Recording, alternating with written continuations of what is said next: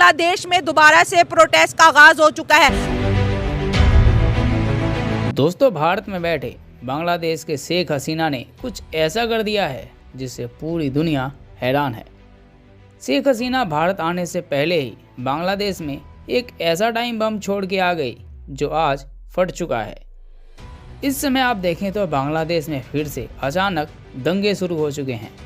लोग हजारों की संख्या में सड़कों पर उतर प्रदर्शन कर रहे हैं, सरकारी सामानों को राख में बदल दे रहे हैं, क्योंकि अमेरिका की गोद में बैठे मोहम्मद यूनुस और बांग्लादेशी कट्टरपंथियों को अब ये पता चला है कि बांग्लादेश से भागी हुई शेख हसीना अभी भी बांग्लादेश के प्रधानमंत्री हैं। दरअसल आपको बता दें कि बांग्लादेश के राष्ट्रपति मोहम्मद शहाबुद्दीन ने ये कहा कि हमारे पास शेख हसीना का कोई भी इस्तीफा मौजूद नहीं है जिससे ये साबित हो सके कि शेख हसीना ने पीएम पद से इस्तीफा दिया है। मोहम्मद शहाबुद्दीन ने ये कहा कि मैंने बस सुना था कि शेख हसीना ने पीएम पद से इस्तीफा दिया है, लेकिन हमारे पास इसका कोई सबूत नहीं है जिससे ये पता चल सके कि शेख हसीना ने इस्तीफा दिया है। यानी कि इससे साफ पता चलता है कि बांग्लादेश की पीएम शेख हसीना ने इस्तीफा दिया ही नहीं था। वो संविधान के हिसाब से अभी भी बांग्लादेश के प्रधानमंत्री हैं। बांग्लादेश के संविधान 57(a) के मुताबिक अगर किसी भी समय बांग्लादेश का प्रधानमंत्री राष्ट्रपति को इस्तीफा सौंप देता है तो उसे पीएम पद से इस्तीफा माना जाएगा। लेकिन शेख हसीना ने ऐसा कुछ भी नहीं किया, जिससे आज भी शेख हसीना बांग्लादेश के प्रधानमंत्री हैं।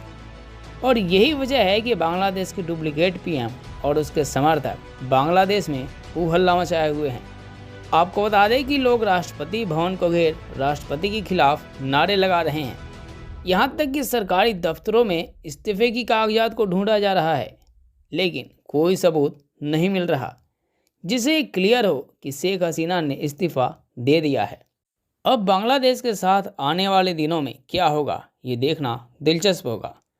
फिलहाल इस बार पाकिस्तानी मीडिया में क्या बातें की जा रही है, आइए जरा देखते हैं। बांग्लादेश को अब बर्बाद होने से कोई नहीं रोक सकता। बांग्लादेश ने कसम खा रखी है कि वो कंगलादेश बन के रहेगा। जैसे कि आपको स्क्रीन पे मनाजिर नजर आ रहे हैं, बांग्लादेश में दोबारा से प्रोटेस्ट का आगाज हो चुका है और इस दफा बांग्लादेश के स्टूडेंट की डिमांड है कि उनके जो प्रेसिडेंट है मोहम्मद शहाबुद्दीन रिजाइन करे।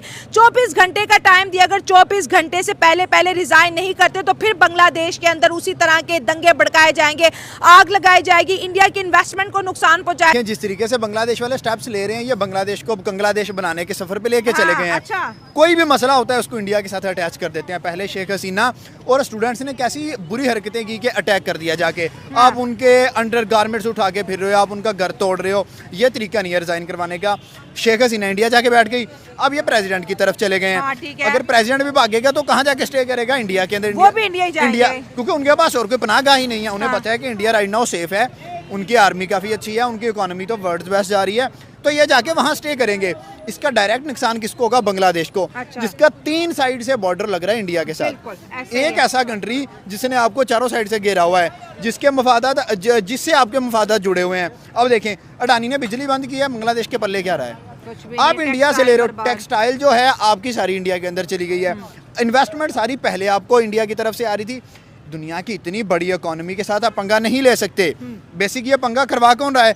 जिस तरीके से अमेरिका को लगा कि यार ब्रिक्स के अंदर, अब मोदी ने तो चाइना से हाथ मिला लिया। हाँ, बिल्कुल। उन्होंने अब लगाई बांग्लादेश को उंगली के आप जाओ और जाके इंडिया के खिलाफ स्टेप लो।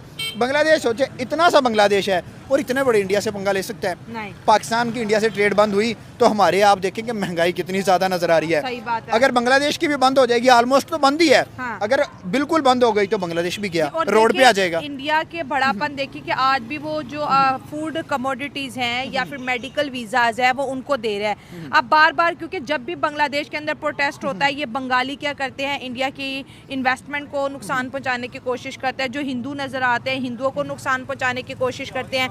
फिर से सड़कों पर निकल आए, तोड़ फोड़ का आगाज कर दिया है। आखिर ये कौन सी तब्दीली चाहते हैं और ऐसे कौन सी तब्दीलियां आती हैं जो मुल्क ये स्टूडेंट कुछ भी कहे कि ये तो गुंडागर्दी हो गई, या तो मुझे ऐसा लगता है बांग्लादेश के स्टूडेंट जो है इंसानी ज़ोंबीज बनते जा रहे हैं। देखिए, बिल्कुल आपकी बात सही है, ज़ोंबीज ही बनते जा रहे हैं। जो इनकी हरकतें हैं, भाई अपना नुकसान कौन करता है?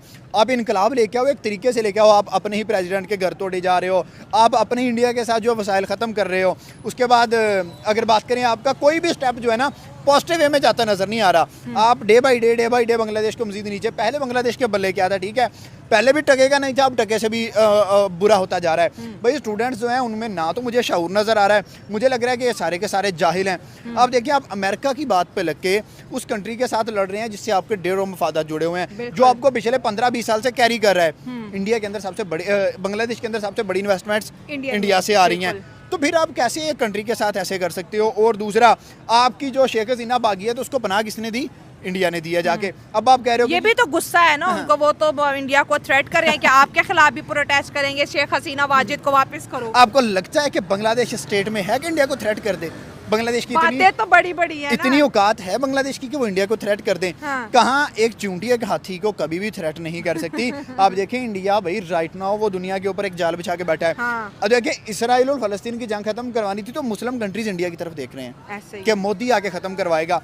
अगर सारी अवाम उसकी तरफ देख रही है तो फिर बांग्लादेश को ये कहाँ से कीड़ा एक उठा है कि भाई हम देखें। सबसे बड़ी जहालत यह है कि आप उनके रिलीजन को टारगेट करते हो, आप हिंदुइज्म को टारगेट करते हो, आप उनके मंदिरों को टारगेट करते हो या व्हाट्सएवर जो भी चीज़ें हैं। सबसे बड़ी जहालत तो ये है, अगर आप स्टूडेंट हो तो आप ऐसा नमूना पेश करो, इनकलाब लेके आओ भाई पॉजिटिव वे, पता चले कि यार कोई स्टूडेंट पढ़े लिखे लोग हैं, लेकिन ये तो लग रहा है कि ये बांग्लादेशी जंगली लोग हैं। तो दोस्तों ये जो हालत अभी आप बांग्लादेश में देख रहे हैं कि दोबारा से स्टूडेंट के नाम पर जो है लोग सड़कों पे आ गए, तोड़ फोड़ कर रहे हैं, नारेबाजियां हो रही है।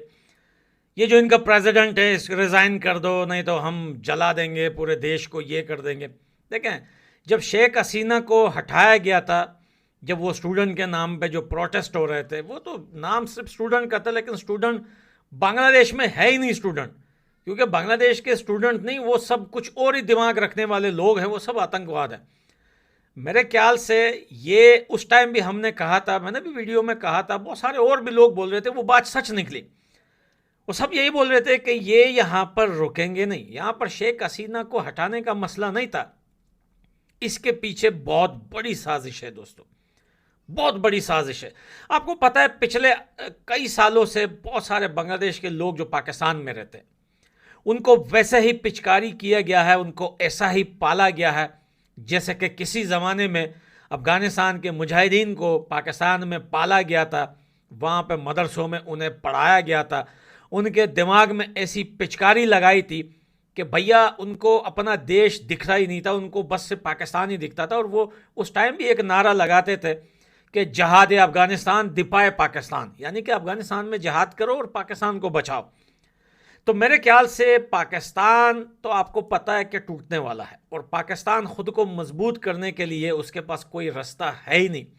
बांग्लादेश को छोड़ के पाकिस्तान के पास कोई ऑप्शन है ही नहीं, क्योंकि पाकिस्तान को तो सारा खा गया, पाकिस्तान की तो चमड़ी उतार दी, पाकिस्तान के अंदर कुछ ऐसा बचा ही नहीं है कि पाकिस्तानी आर्मी या सेना जो है वो पाकिस्तान से उनको फ़ायदा मिले या फिर लोन वोन कर्जे वर्जे उठा रहे। तो उनको चाहिए एक बेस, एक अड्डा। कल तक अफ़गानिस्तान में जो कुछ और सरकार थी, तालिबान नहीं आए थे, तो